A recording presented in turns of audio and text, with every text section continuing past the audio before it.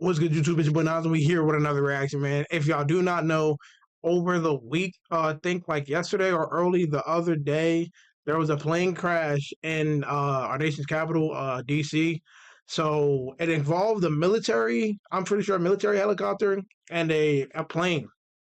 And yeah, praying for everybody that was involved. I'm praying for the family members, bro. It's very sad. It's not like it's just insane, man. Without further ado, we're gonna watch the plane crash and why it happened. Explain. I don't know if it's gonna explain every detail, but like, man, it's crazy. Without further ado, we're gonna hop right into it. If you enjoy the reaction, leave a like, comment down in the comment section below. What you let me react to next, and as always, hit the sub button. How did an American Airlines plane and a Black Hawk helicopter end up in a tragic Crazy. crash while the plane was attempting to land on runway 33? In the videos ahead, we'll take a closer look at the final hours leading up to the crash, the confusion between the PAT-25 VIP military helicopter and the air traffic controller, and how the rescue operation is being carried out. More details all in the video ahead. Looks crazy, man. The plane had departed from Wichita Dwight D. Eisenhower National Airport in Kansas earlier that evening.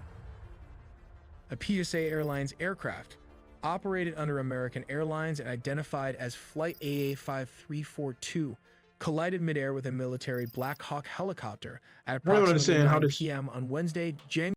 I don't even understand how this happens. Like, how could this? I don't know. But I mean, we're humans. We make mistakes.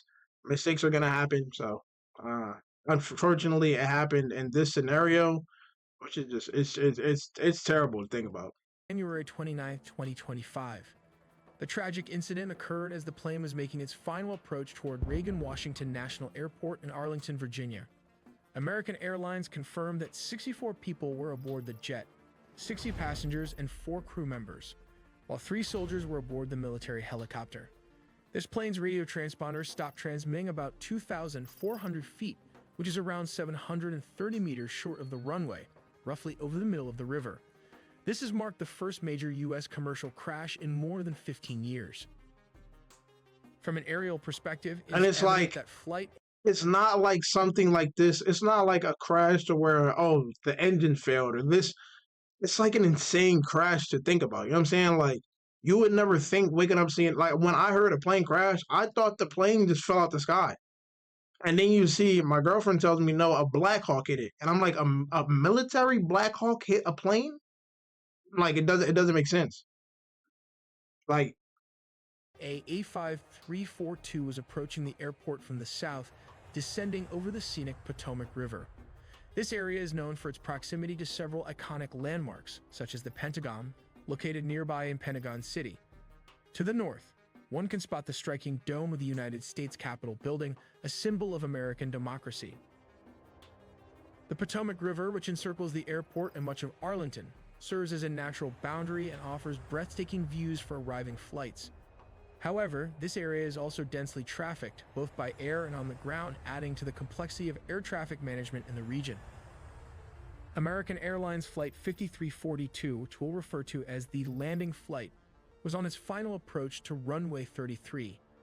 At this stage, called short final, the aircraft was mere moments from landing, flying at an that's what I'm saying. Then it's like mere moments from landing, bro. Mere moments from landing. And feet. This is the most critical phase of landing, where every second counts and pilots are laser focused on safely bringing the plane down. At the same time, an Army Black Hawk helicopter, identified as PAT-25, was reportedly on a possible training flight. It was flying perpendicular to the flight path of Flight 5342, following the course of the Potomac River.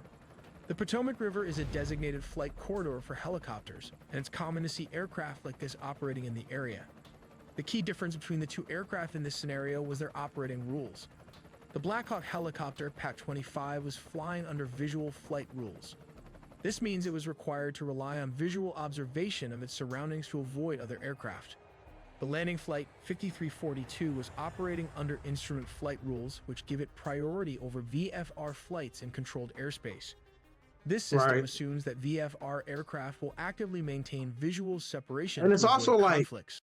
Bro, you would think they'd be more protective over stuff like this, like in an area where you have people flying in on a plane, bro, and you're doing a military exercise. Now, I don't know how everything works, but him saying visual to me is eyesight. So was like, are they using radar? Are they using things to be able to ping out and see like where other like? Let me know down in the comment section because I don't know, and I would like to know if you have any type of insight on this. Like visual, are they just using eyesight in an area where you have planes flying in and bringing people on board? Like it just why? And I know it's routinely happens because it routinely happens. Like this is a military base; they do this a lot. But visual is just—it's just you're not relying on anything but eyesight. Damn near, it's insane. Moments before the collision, the air traffic control tower at Ronald Reagan Washington National Airport called PAT-25 to confirm eyes whether they had deceive. the other aircraft in sight. PAT-25 responded that they did. At first glance, Wait, this seems like an acknowledgement that they were aware of Flight 5342's presence and were taking steps to avoid it. However, it now seems likely that PAT-25 had mistakenly identified a different aircraft, possibly a departing flight from the same airport, and believed that was the other aircraft referred to by the tower. Tragically, PAT-25 may not have realized that Flight 5342 was descending directly into its path. This misidentification could have led to the Black Hawk failing to adjust its course in time to avoid a collision. Although I'm not a pilot, this is what appears to have happened based on the available information. It's a heartbreaking incident that and here's the thing: it does not make sense to. I mean, maybe if it's descending and your eye is just like they say, you're focused on the ground. I can see how you could miss the plane. But the plane has lights. It's very bright in the sky. I don't know. It's real hard to miss a plane. I'm not saying like, oh well, this was intentional for it to happen. I'm saying it's very hard to miss a plane. But planes are very fast and are flying in very fast. So it's like you're just looking. I know like military training. You're looking at the ground. You know what I'm saying? So maybe you're just looking and it's coming in from high above. That could happen too. raises questions about how such misunderstandings can occur and Yeah, what see what I'm safety saying? measures can prevent them in the future. If you have more insight or expertise, please feel free to share your thoughts in the comments. The passenger plane broke into multiple pieces and sank several feet into the river. Meanwhile, the helicopter ended up landing upside down on the water. Regarding the rescue mission, the main challenge is access. The water they're working in is about 8 feet deep, which is roughly 2.5 meters.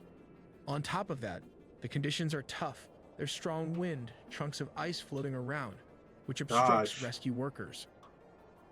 We also have audio from air traffic control that has been published online, capturing the moments as the two aircraft approach each other. In the recording, we can hear it appears to involve the air traffic controller, with P standing for priority air transport, the helicopter, and CRJ referring to the passenger plane. The response seems to come from a helicopter, but something goes terribly wrong. This pub has a aircraft inside compressor. The two aircraft continue to move closer to each other until they crash, and there was no response from the other side. This long shot video, recorded by the Kenby Center Cam, seems to show two aircraft, a helicopter and a commercial airliner colliding, creating a huge flash. I don't understand how this happens. If you take a close-up shot, you can clearly see the Black Hawk helicopter traveling at an alarmingly high speed directly towards the plane, a moment of impending danger captured in stark detail. According to reports, the situation unfolded due to apparent confusion on the part of the Black Hawk pilot. He was seemingly unaware of the presence of a second aircraft in the vicinity, which ultimately led to a critical misjudgment. When the flight controller radioed in, asking if the pilot had identified Flight 5342, the pilot confidently confirmed that he had visual contact. However, the plane he was referring to wasn't Flight 5342. It was a And it could make sense that if depending on where this happened at, and we're all just assuming, bro. No assumption is wrong. No assumption is right. They could have been looking at this plane or another plane and did not see this plane coming in. That could be something that could have happened. Like you could be like, oh yeah, I see the plane, and just not see it. It visually will take your sight off of anything for a few seconds completely if you're different looking at aircraft something and then try flying and above refocus. his position. This misidentification proved costly. The pilot, certain he was operating safely, continued his course. Tragically, he ended up flying directly into the path of an oncoming aircraft. The sequence of events highlights the immense complexity and risks of aviation, where even small communication errors or lapses in situational awareness can lead to dangerous, life-threatening outcomes. Let's take a look at a different case scenario of a Jeju Air Flight 2216. This South Korean airline was granted permission to land from the south on runway 1 northward. But control tower cautions against bird activity, so the aircraft made a slight deviation in flight path. The pilot declares Mayday after it hit a couple of birds, and it was instructed to make a go-around and land on runway 19 southward. It was at this moment the airplane encountered another problem with the landing gear, which did not open. Finally, the plane had to make a belly landing with what was supposedly a landing gear failure because it hit in the middle of the runway and crashed into the elevated local laser antenna and concrete, erupting into a huge fireball, while the tail section remained intact. Another problem with the landing gear, which did not open. Finally, the plane had to make a belly landing with what was supposedly a And it's like, why do you land if your landing gear isn't working? landing gear failure because it hit in the middle of the runway and crashed into the elevated local laser antenna and concrete, erupting into a huge fireball, while the tail section remained intact. Morning 8:57. A TC broadcasts a cautionary advisory about bird activity in the vicinity of the airport. 8:59. The pilot of Flight 7 C2216 reports a bird strike, declares an emergency with repeated. This is what he said: Mayday, Mayday, Mayday calls, and notifies a TC with the message: bird strike, go around. Just 1 minute after the bird strike at 9 o'clock. The flight initiates a go-around maneuver and requests authorization to land on runway 19, which requires an approach from the opposite end of the airport's single runway that is from the north to the south, which is not the actual landing procedure. Usually then land from the south to the north. 9:01 in the morning, a TC clears the aircraft to land on runway 19, 9:02 local time. The aircraft touches down on the runway approximately 1,200 meters, which translates to 3,940 feet from the threshold of the 2,800 meter. This is around 9,184-foot runway. 9:02 and 55 seconds later, the airport fire rescue unit. Man, so what you're saying is, this is up all around. That was a short. I don't know if you can get higher in the sky to come around and do this, but I'm pretty sure. I don't know. I don't know if it was like an engine failure and he's saying everything, but why not go higher just to get more runway when you come down? This was just terrible. 800 meter.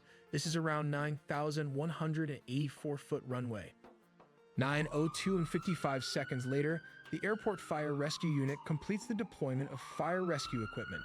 9:03 Flight 7 C2216 overshoots the runway and crashes into a hill-like structure beyond the runway's end, which later on we came to know that it hit the localizer antenna and its adjacent concrete embankment. God. And finally, we have a missile attack plane crash. At 10:43 a.m. Kazakh time, which is Russia's Rostov Air Traffic Control Center, received a signal indicating that the crew had decided to divert the flight to Aktau due to adverse weather conditions in Baku and Makhachkala, a city in Russia's Dagestan region. At 10:53 a.m., the Rostov flight director informed Aktau's flight manager that an oxygen tank in the passenger cabin had exploded. This explosion reportedly caused passengers to lose consciousness, prompting the crew to request immediate medical assistance upon landing. Right. Emergency teams were swiftly mobilized at Aktau Airport in preparation for the aircraft's arrival. At 11:02 a.m., the pilots made contact with Aktau Airport's air traffic control tower. Despite their efforts, the crew faced significant challenges during their descent. They attempted to land twice but were unable to maintain altitude or stabilize the aircraft. What? Tragically, at 11:28 a.m., contact with the crew was lost, and moments later, the plane crashed to the ground. This means the plane was hit between 10:30 to 10:53 a.m. Kazakh time by the Russian anti-air defense system. In this scenario, the plane is flying at a significantly higher altitude, rendering the cannons ineffective. Consequently, the system opts to deploy a missile as the optimal weapon for engagement.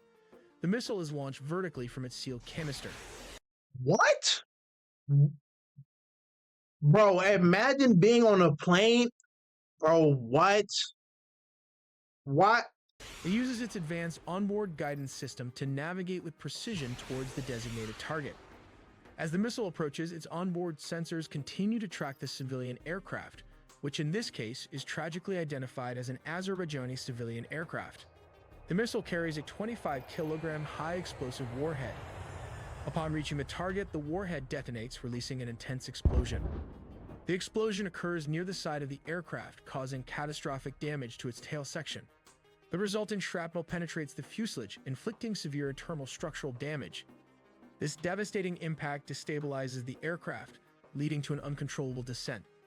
The severely damaged plane crashes near Akta Airport, resulting in a tragic loss of life and a devastating outcome for all those on board. We make original videos for Bro, how does this even happen? How does the missile set off on a civilian plane? How does this even happen? Is it because it went around and around and around, and the anti-air defense just took it as a enemy threat? I'm so confused on this even happen, bro. How does this even happen? Oh hell no, bro. I'd be pissed. I'm suing, bro. If any of my family members on that, bro, I'm suing for everything y'all got, bro. A missile? 8 a.m. That is insane, bro. But to all the people again that were involved, family members that were involved in that, just bro. I'm praying for y'all, man. I'm praying for y'all, man. This is just it doesn't make sense. I'm praying for y'all, and I don't even want to keep going into it because it's like it's not. It's not nothing you can do or say, man.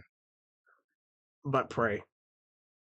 Without further ado, that's it for my reaction. If you enjoy my reaction, leave a like, comment, and comment below to let me react to next. As always, hit that sub button. We learned a lot more because this was insane too. Why you land with the flying gear messed up and try and do a belly landing? Why anti-air defenses are set off on a civilian plane? Unless it was a military base, then that makes sense. But I don't know.